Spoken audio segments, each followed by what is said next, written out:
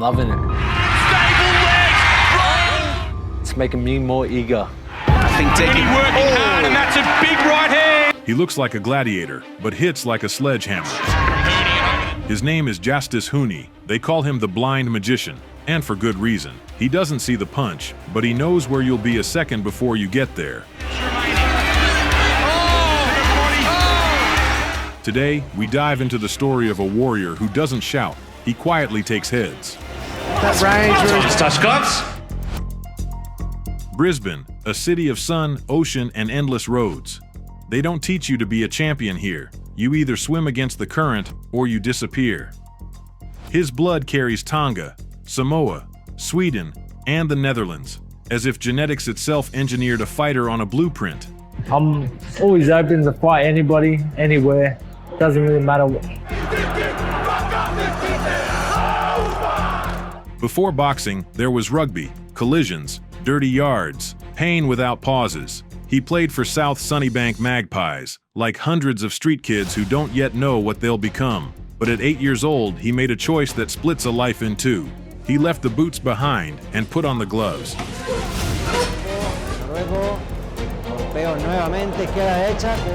Huni went through the amateur system like a meat grinder.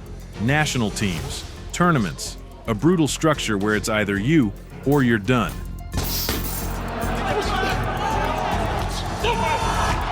It looked like a straight road to Tokyo. Everything planned, everything predictable. Justis, what's next for you? Next on the agenda is the 2020 Tokyo Olympics. So I'll be trialing for that, and yeah, we'll see how we go. Then 2020 shut the tunnel down. The world stopped. The Olympics were pushed away. And that's when it became clear, Huni is not the type who waits. He saw another door.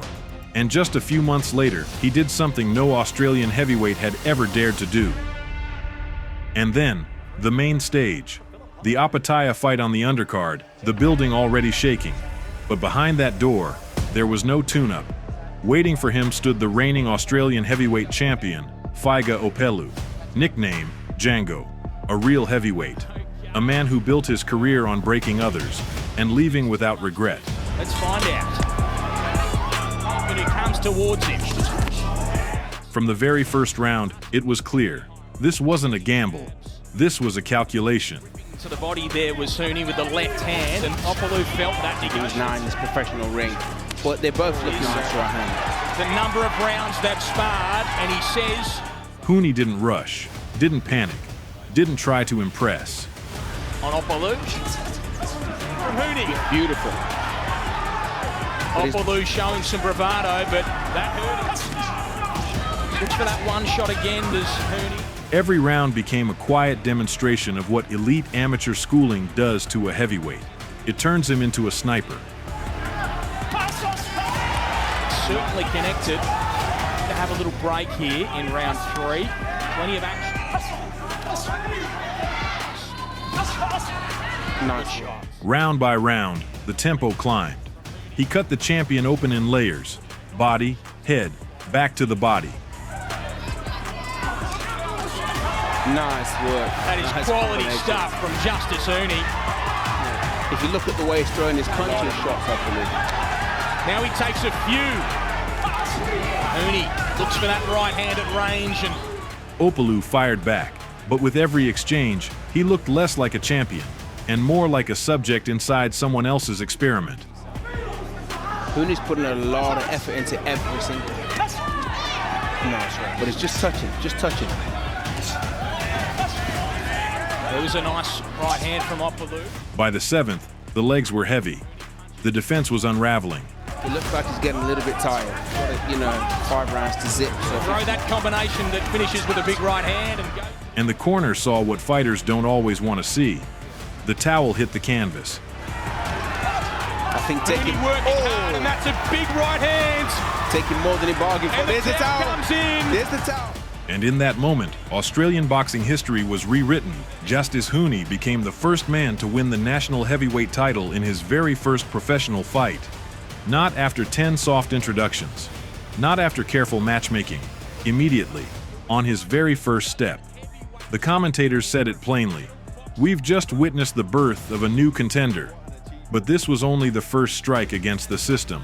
Australian heavyweight champion! Only 6 weeks later, while most champions would hide the belt and ask for a softer night, Huni stepped right back in. Across from him, Arsen Fosso, a heavy puncher, solid amateur background, a man who came to turn the fight into chaos. And early on, The pace is amazing for two guys as big as they are. there's a Justis Huni in this open. From the opening seconds, Fosso slung power shots, unafraid of exchanges. He wanted disorder. Through there on Huni. Had a good moment of his own, and he Very smart, very strategic, and just keep punching them combinations in. But inside that disorder stood one man whose mind was perfectly organized. And even though we took them big shots from Fosso, look at the work. Yeah, more effective at that range, actually. jabs and moves, read them tough. Digs to the body for Huni. And there's the uppercut. By the second round, Huni already looked like a 10-season veteran, circling movement, footwork that shouldn't exist on a 108-kilo heavyweight. Big shot there from Huni. Good one from Huni. Yeah, you can see him setting it Big up. shot. He's taking a lot of... What Huni's got. Body shots, head shots, level changes. Fosso swinging at empty air. Headshots, it's really, really doing damage. On them now. No, he's been hurt with them body Big shots. body shot. Fosso's in strife here, and He's in big Justis trouble. Huni is pressing forward with a minute remaining in round 3, and that's a massive left hand that gets through. A right hand as well. By the fourth, the outcome was already written, just not yet spoken aloud. Huni backed him into the ropes, opened up in combinations, and Fosso began to drift. Got a punch back. I like Huni's variation. He's going body, he's going head, he's alert. He's slipping, punching, he's doing a lot. Fosso takes 2 headshots and... The corner reached for the towel. The referee stepped in. Second early win, second title defense, and another message to the division. This is not just a talented amateur graduate. This is a train that isn't planning to break. Next came what many called a warm-up fight. Gold Coast, April 2021. Across from him stood Jack Maris, 206 centimeters tall, with a reach that looked like it belonged to a crane. On paper, the classic story, small technician versus towering giant. In reality, a masterclass against a clumsy skyscraper. Target, and he's been adamant. He wants to make a statement. Big shots from Maris coming. Another body shot, and over the top. Huni is calm, almost lazy with precision. He studies, circles, pumps the jab like he's checking the settings, and then, click. Unconventional punches. Big shots from Huni and over the top. And Then he unloads a vicious barrage along the ropes. big shots in there with his ropes, and Huni goes to work. The giant goes down. The quiet heavyweight from Brisbane moves on. After that night, people started saying it out loud. Maybe we're watching the greatest heavyweight prospect in Australian history. Huni didn't yell back, didn't challenge the world. He spoke about Tokyo, about gold, about how the amateur dream was still alive. But in the same breath, he mentioned a world title and Tyson Fury. He admitted it calmly. I'm not as scary as Mike Tyson.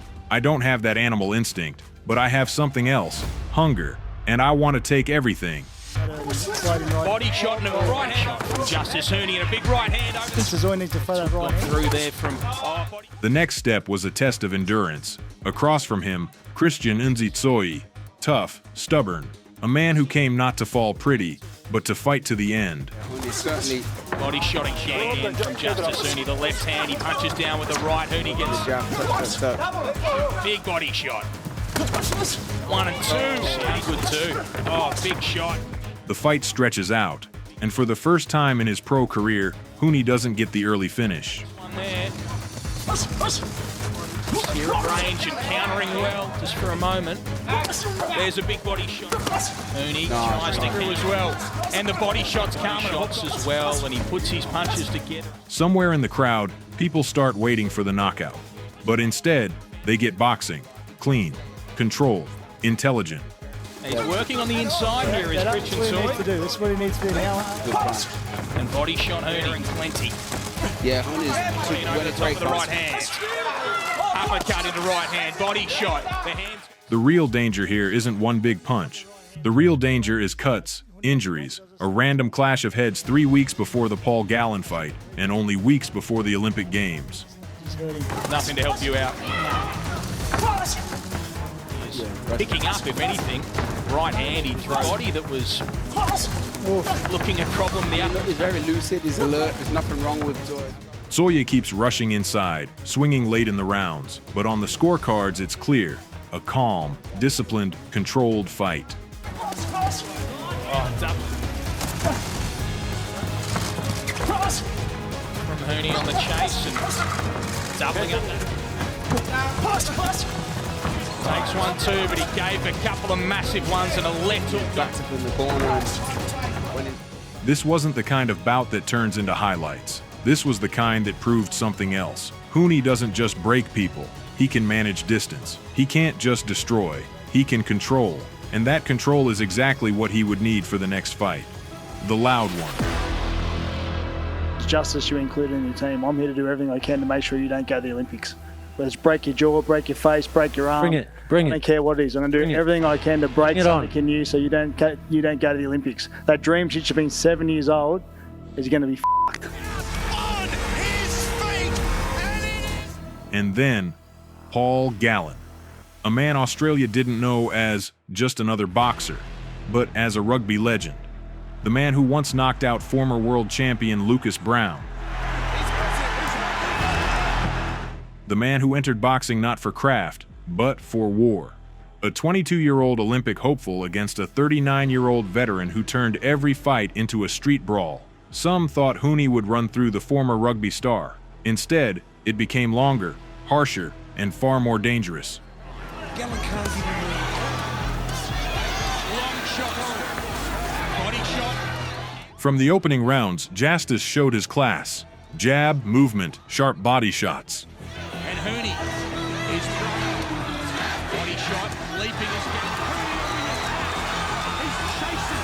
He wants that big shot. He wants his moment as Justis Huni. The veteran marched forward like a tank, head low, shoulders tight, trying to drag the fight into dirty, grinding range. As Gallen goes towards him. Gallen just shuffled towards him. Good shots from big body shot from Justis Huni on the inside. And he rolls off. Now Gallen is in trouble. He's taking big shots over the top for Huni. Body, over the top of the left hook as well. And in the second round, the moment came that usually breaks men. Later, he would admit it himself. That's when Huni cracked his rib with body shots.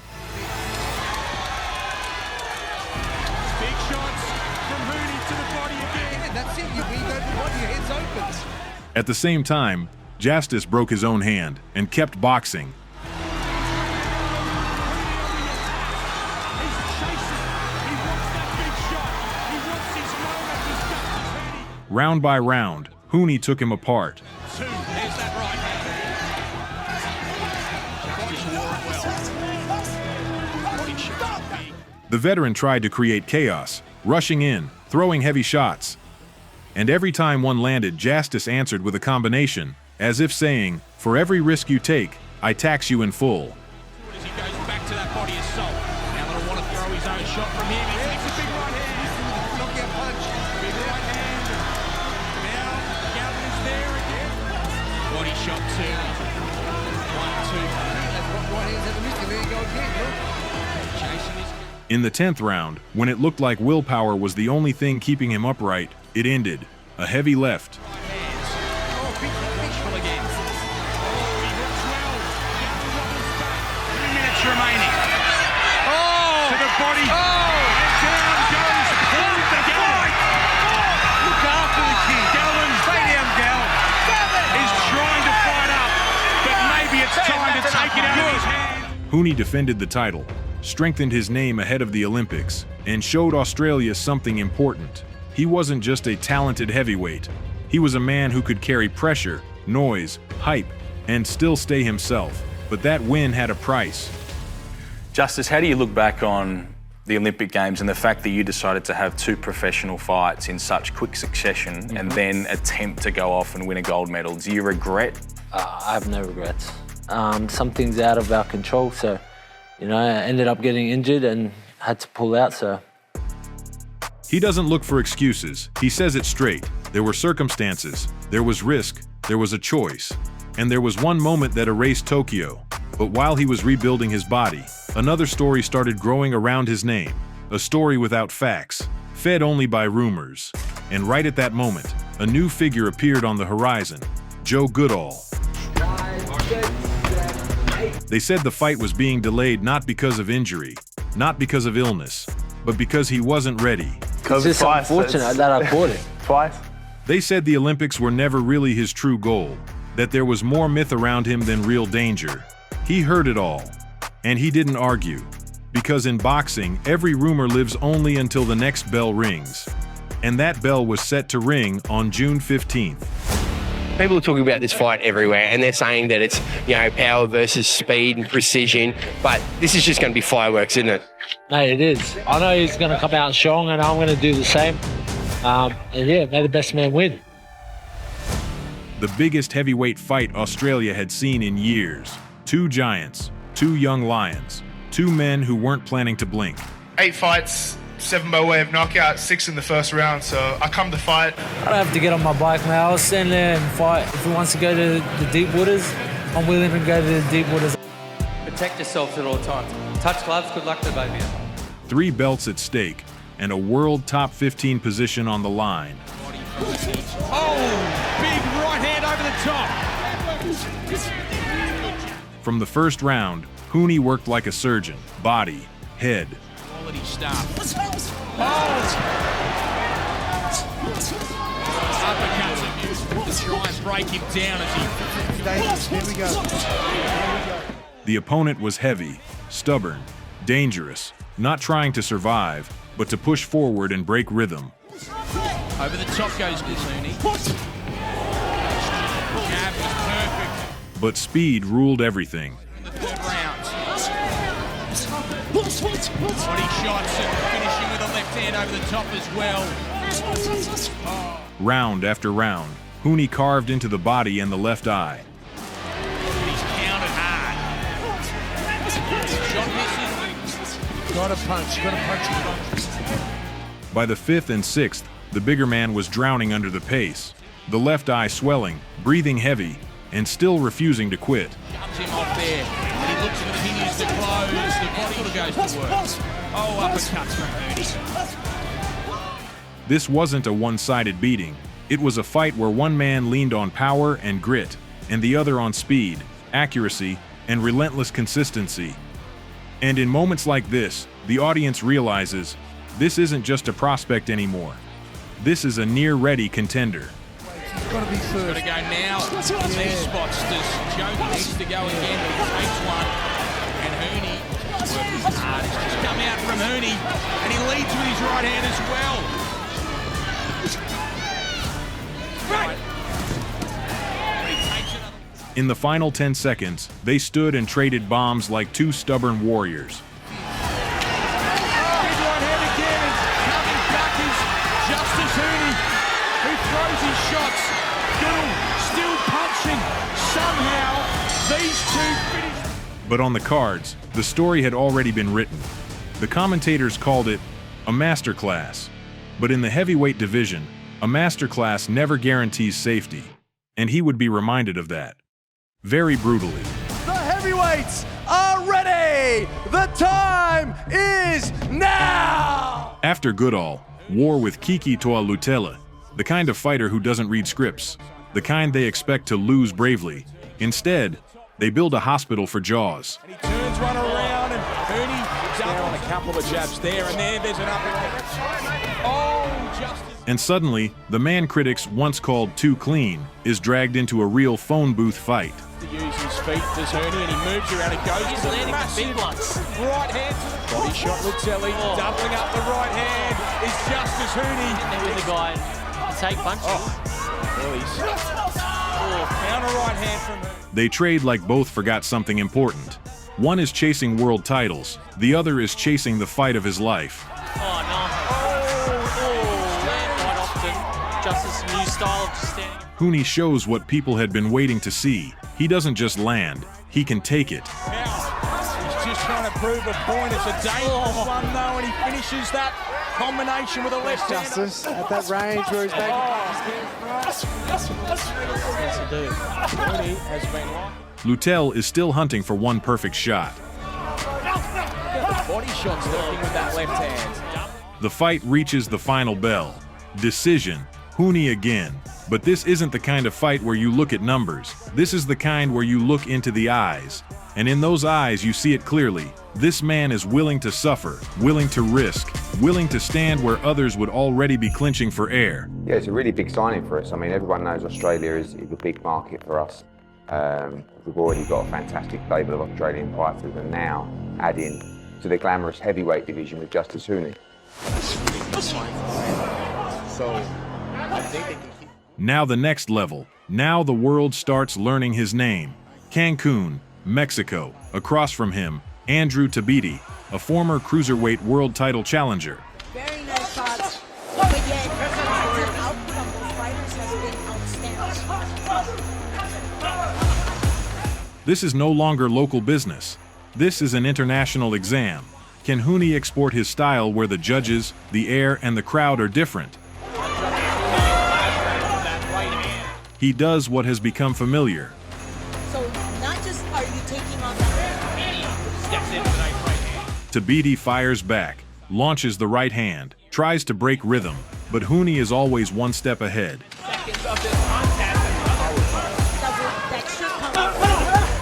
The judges see it the same way. Another masterclass, another 10 rounds. Yeah, it's very big. It's time to take it to the next level and go global. Then, Saudi Arabia, undercard of the Joshua versus Ngannou mega event. He moves out those feet really well. Just early in these rounds now, just to take away. Across from him, Kevin Larena, sharp, experienced, with a dangerous, sneaky left, and a heavy weight on his soul. Not long before the fight, his mother passed away. Nice uppercut. And Huni's legs now seem to be in trouble. In the first and second, Huni absorbs some hard shots, and for a moment, it feels like the story could turn the wrong way. Yeah, he's all over the place here. You can't do that for the entirety of the fight. Just early in these rounds now, just to take away the momentum. That's better from Huni there. Then the control returns. The last round, when he came out, back into the center of the ring. Yeah, look, he's not a concussive puncher, Huni. By the ninth, Huni is clearly ahead, but heavyweight boxing never gives gifts. It's lovely there from he found the target face spreading in a little bit. There's nothing to treat right. Close round. In the 10th, with his corner telling him, "Do it for your mother," Larena finds that left. To get on the number one of these cards. Huni's head snaps back, his legs drift. He slides across the ring. Can you believe this? His career is flashing before his eyes. And in that moment, everything before, the scorecards, the masterclass, the control, stops mattering. One punch, one mistake, and everything can disappear. But he survives. What a final round! The judges give him the win. He passes through his first real professional storm and survives. For now. But the warning has already been delivered. After the tactical wars and long 10-round distances, Huni begins to change his approach. The criticism about his lack of destructive power clearly gets under his skin. And the baddest cruiserweight in the world. We can bite the boys. Against Troy Pilcher, he comes out different. Less academic, more angry. Uppercut from Pilcher, just misses. Pilcher tries to press, to trap him, to work first. phenomenal pace. Get to work. Simultaneous left hooks landing. That one pinned against the rope. Yeah, those body shots look like they hurt. Yeah. But in the second round, Huni flips the switch to break. Heavy shots to the body, a transition upstairs, stoppage. From Huni. Right body shot from Huni. Left. He is, but those body shots combined with that work, that's going to add up. It's Huni. From Huni. Great left hook from Huni. Shot from Huni. He's got the tight unstable legs. Roboudi is another massive opponent, nearly 30 kilos heavier. The second, a clean shot upstairs, followed by a brutal body punch.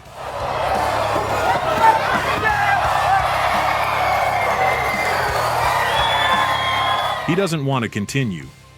Then comes Sean Potgieter, again on an Apataya undercard. Again, second round stoppage. That's some big damage. Justis going for the kill. The ref's going to step in. Good stoppage. The people who once said, yeah, he's technical, but where's the knockout power?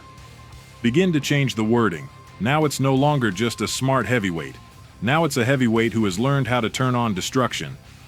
And just when it feels like everything is lining up, as he climbs the rankings, as his name starts being mentioned next to the words title opportunity, the night arrives that divides a career into before and after.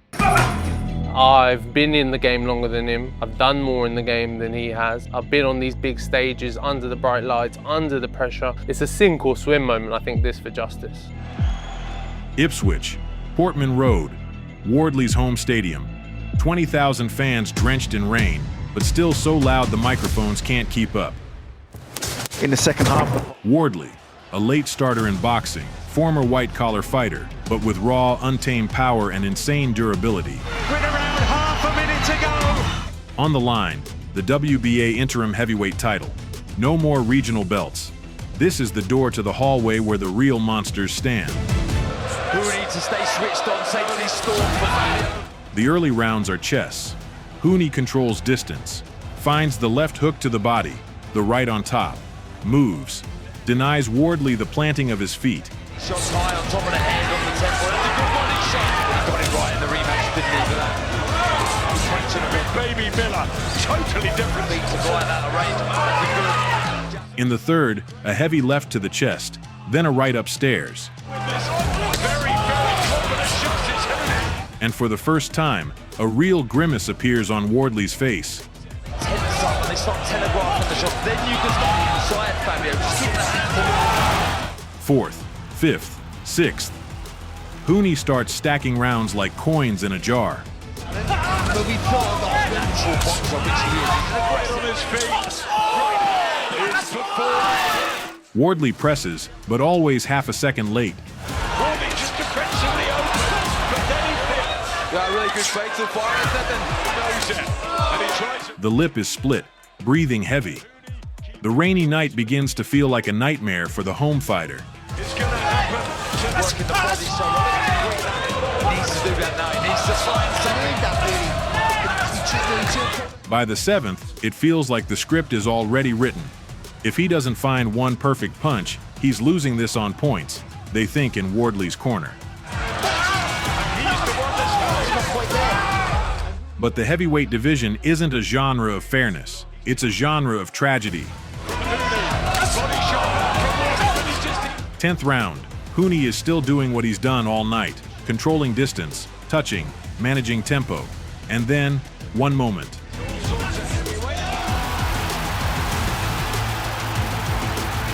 One misjudged angle, one step too shallow, 1 second where the chin is just a little too high.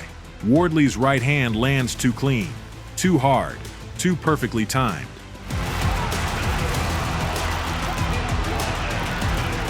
That moment will be replayed again and again. How a fighter in full control becomes, in 1 second, a man trying to rise and failing. Wardley completes the comeback every man dreams of when he's losing on the cards. And Justis Huni suffers his first true defeat, not in a brutal war, not after being broken down, from one punch.